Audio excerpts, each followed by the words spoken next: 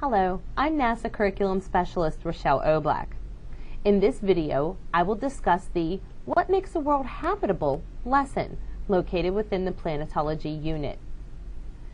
In this lesson, students explore the characteristics of planets or moons that make them hospitable to life.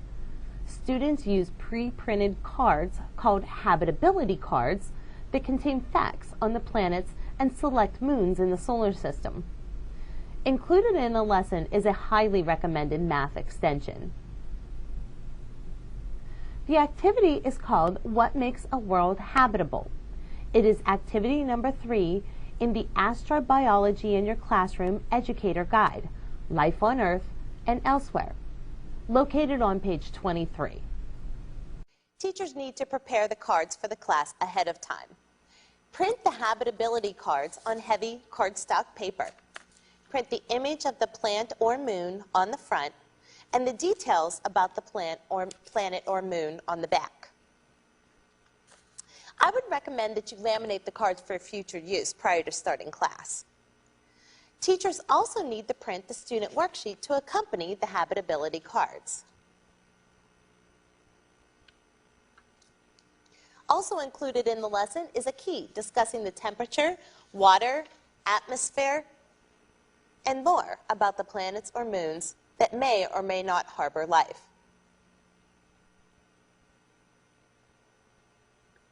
You can hand these out to students or create a large classroom poster of the requirements for students to reference when completing the activity. Begin with the class discussion. Ask students, what makes a planet or moon a good home for living things? Record all answers in a central location.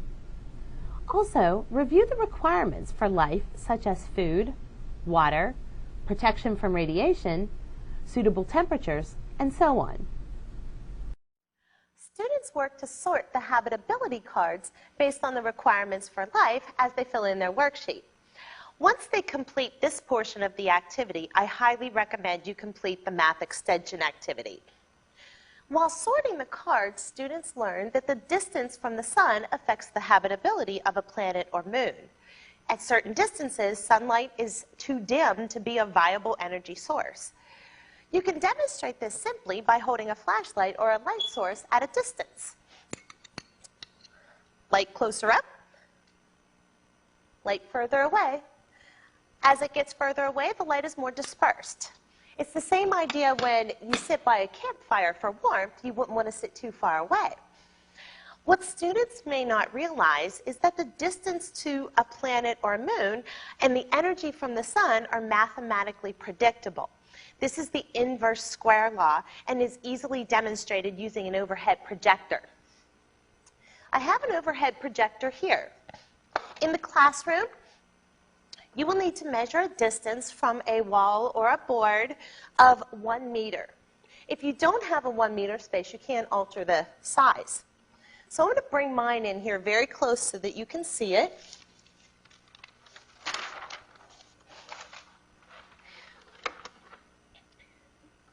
And assuming that I have my projector placed at 1 meter away from the board or wall, I am now going to trace the illuminated portion, making a square.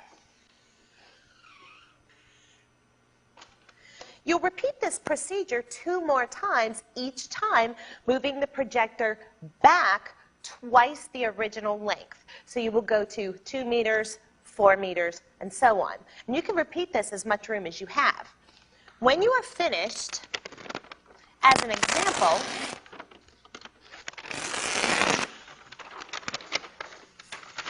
you now have the data that you could use to calculate the inverse square law. You have the distance to the projector, and you then measure the side of your square. Students can then graph the data. Next, introduce the math of the inverse square law. I have my 3 distances labeled here. In the inverse square law equation, I have 1 divided by the first distance, which is 1. Recall that we placed the projector the first time at 1 meter. 1 divided by 1 squared is equal to 1. This is our reference intensity. For distance 2, I have 1 divided by the distance, which was 2 meters the second time we moved the projector out, squared, which is equal to 1/4. Notice here that the distance only increased by 1 factor, whereas the light intensity is now 1/4 of the original reference intensity. You can add as many times out as you would like, as many distances, and have students predict what would the next intensity be.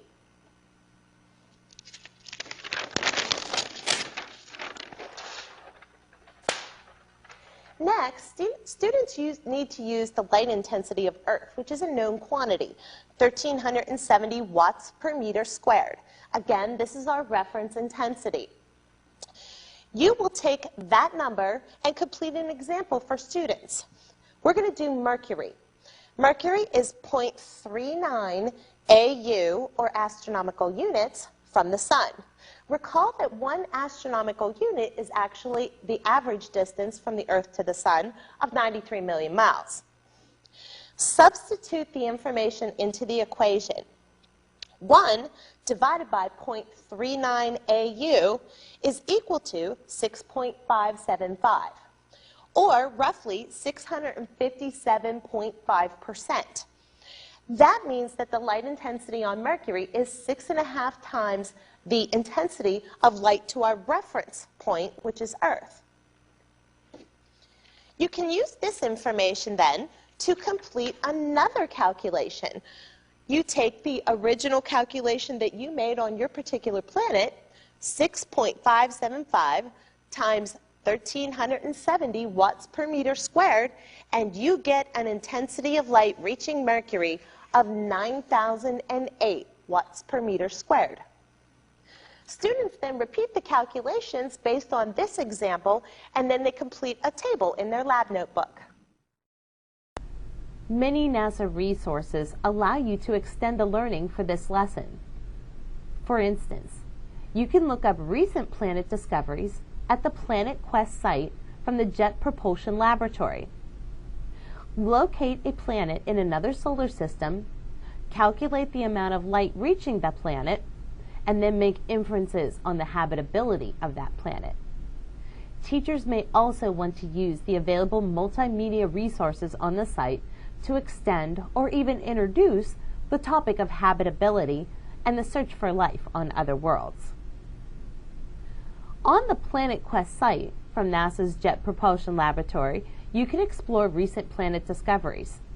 One section to investigate is the multimedia page. Here you will find overviews, interactive multimedia, and more for student exploration and extensions. For extending the information on the inverse square law, go to the New World Atlas. Select all extrasolar planets for a table of the discoveries made to date. Select any planet, such as 47 Ursa Majoris b. An interactive window pops up. Locate the average distance from the star. The distances are listed in astronomical units.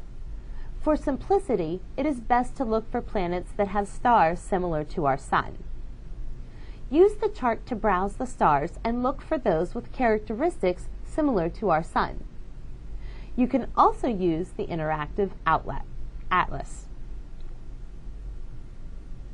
For NASA Summer of Innovation, I'm Rochelle Oblak. Thank you for joining me as we explore together.